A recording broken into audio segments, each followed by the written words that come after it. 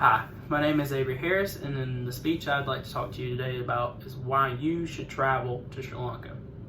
What is Sri Lanka? Where is Sri Lanka? It's about 5 points I'd like to make today. The first one being location, the second being culture, third food, fourth what to do, and 5 being a need. So to start off with, Sri Lanka is a country of about 22 million people, population. At its most northern point, it is located just 18 miles off the coast of South India. Like I said, it is an island just off the south coast of India. It is known as the Pearl of the Indian Ocean, with a tropical climate full of gorgeous turquoise waters, beautiful sandy beaches, and thick rainforests. It is full of abundant wildlife such as elephants and tigers and bears. The culture of Sri Lanka, like most of South Asia, is extremely rich. It is a family-oriented culture, extremely diverse with different religions and people groups. You have ranging from Muslims to Buddhists to Hindus to Christians. There are many different types of people groups and religions on this island, all cohabitating and existing in their own different worlds and lives.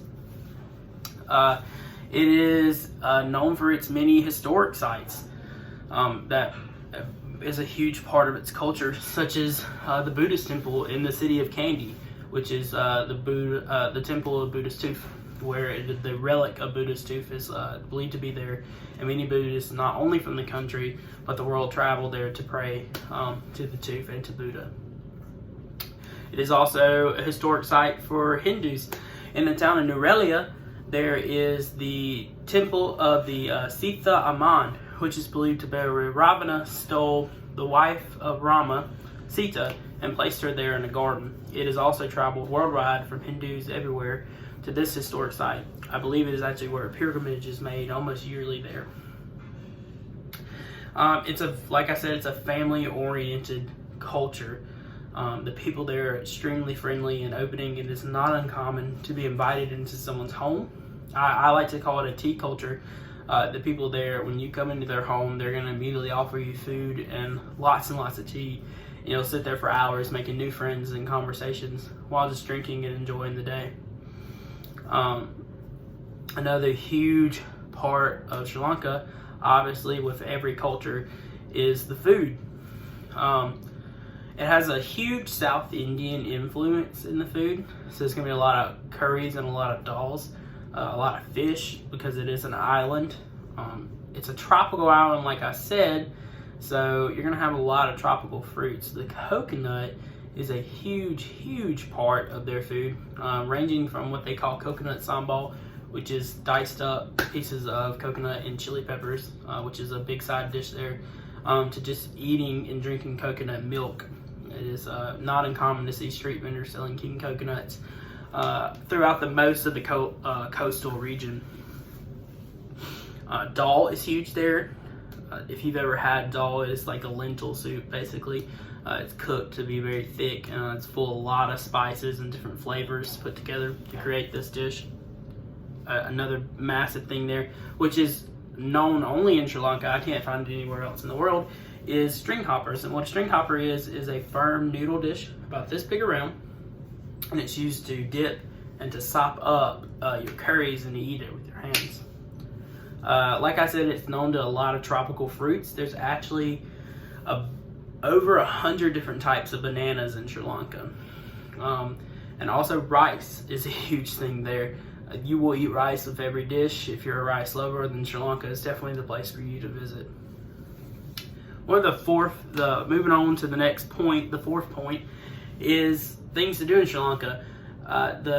Obviously, it's a tropical island. There are gorgeous beaches to travel there with turquoise waters that you can swim in. A lot of those beaches are located in the south. That's where a lot of the main tourism for that area is.